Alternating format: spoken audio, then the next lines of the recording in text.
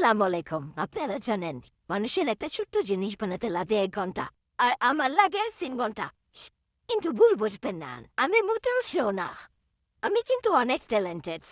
আসল কারণটা হচ্ছে 1 ঘন্টা কাজ করি, আর 2 ঘন্টা যেটা লাগে সেরা যায় জিনিস খুঁজতে খুঁজতে।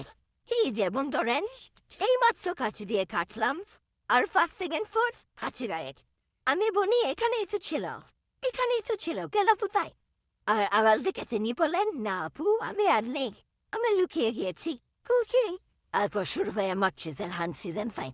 এরপর শুরু হারাই, মিডল হারাই, বোন হারাই, জীবনের মানে হারাই। একদিন ভাবলাম, না, আজকে থেকে আমি সবকিছুই গুছিয়ে রাখবো। যত্ন করে গুছিয়ে রাখলাম।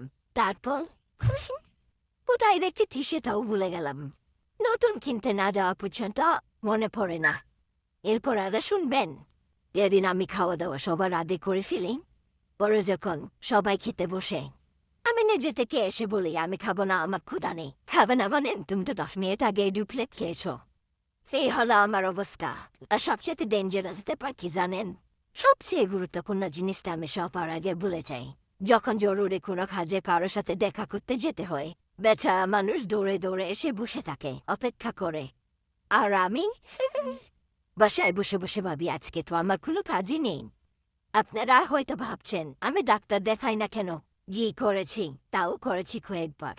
ডাক্তারের চেম্বারে যাই, এবং ডাক্তার যখন জিজ্ঞেস করে আপনার কি সমস্যা, তখন আমি কেন এসেছি তাই বলে যাই। এখন এইসব আপনাদের বলার পিছনেও কিন্তু একটা বিশেষ কারণ আছে, কিন্তু এখন বলতে পারছি না, কারণ বিশেষ কারণটা আমার মনে নেই।